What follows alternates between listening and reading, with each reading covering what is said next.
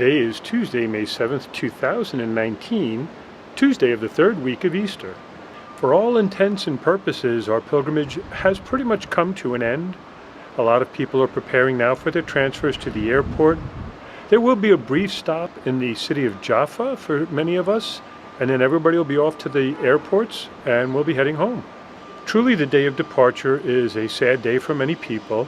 In a short period of time, we all become family. We grow in concern for one another and care for one another. We pray with one another. And now it's time for us to continue those spiritual connections. We will pray for one another for years to come. Now, a lot of times when on pilgrimage, people are moved or motivated to become better Catholics, to become more spiritual.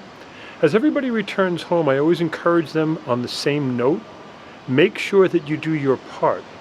Here it was easy because people were doing it for you. They were leading, they were guiding, they were praying.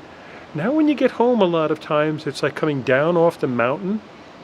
We're coming down off the mountain, but we still have to go through that valley. And going through the valley means we have to stay focused. We have to understand that there is a goal that we still have to accomplish. Also, I'd like to offer this as a follow-up to yesterday's post when I talked about Cana and renewal of wedding vows. The church does not encourage the renewal of wedding vows. That goes without saying. However, since the last time I researched it, there have been a few things that have changed.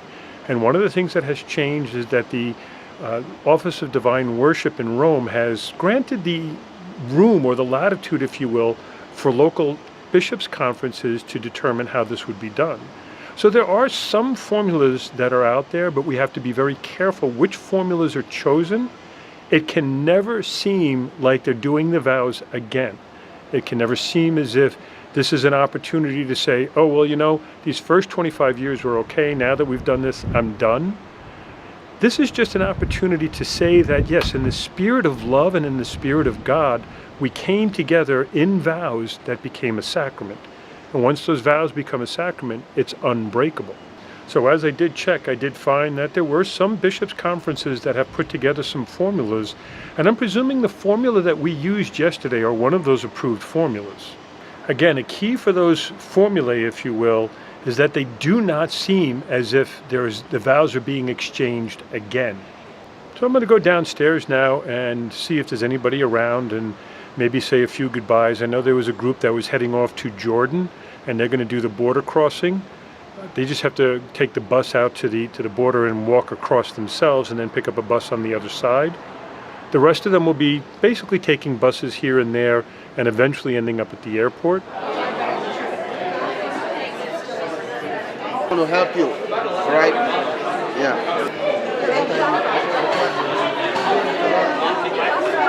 Thank you, Father. Thank you, Father. Yep, definitely some departures going on here. Buses moving all over, people, bags, total mayhem. Love it.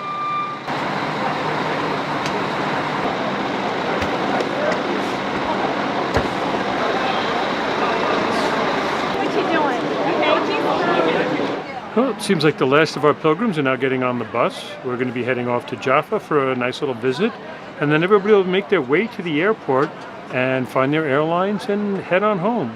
Now they're calling this bus 4. This is still purple. I don't care what anybody says. In the Old Testament, it says that when King David got to the Ark of Covenant, he started dancing, and he was dancing around the Ark of Covenant, and there was joy. And this is when the Virgin Mary, when she got to Elizabeth, it says that the baby lived in her womb. So for our last day here, we really do have a contrast of weather. A little storm had pushed through yesterday, and we went from that 31 degrees we saw the other day to 21. Now, if you forgot the formula, you take the centigrade, you double it, take off 10%, add 32. So if it's 21 degrees, it becomes 42. We'll take off 4, that makes it 38. Put on now the 32, and you get 70.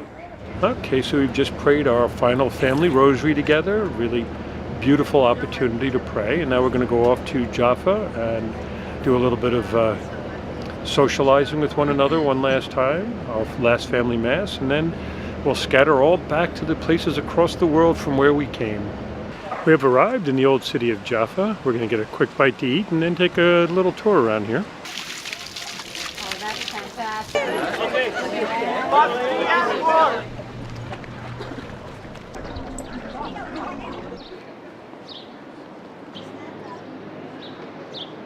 Now we've made our way into the Old City of Jaffa. We just had a nice little bite to eat. We're going to go into this church to have our Holy Mass. This is St. Peter's Church. I know it's a great name. It's hard to disagree.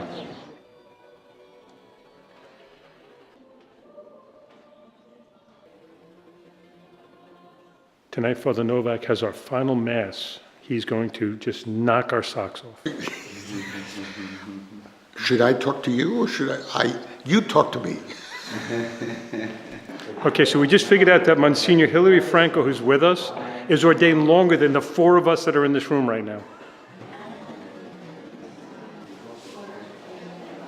Thank you. Looky here. Oh no! Right. Hey, so we are so happy that we are all here together announcing the end of this pilgrimage and the beginning of a new step in your life.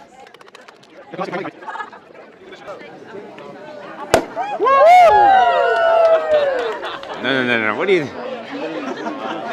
We're clearly at the end of the pilgrimage when Matthew Leonard has no words of wisdom to share. But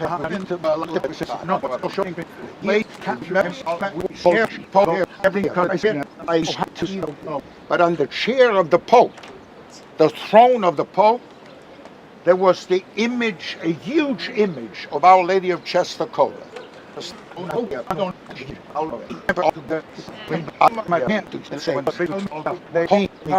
think everybody's got your motto down. They got it down. You know, they said St. John, he kept talking about love, and they said, why do you keep talking about love? And St. John said, once we learn that, then we can move on to the next thing. You are loved.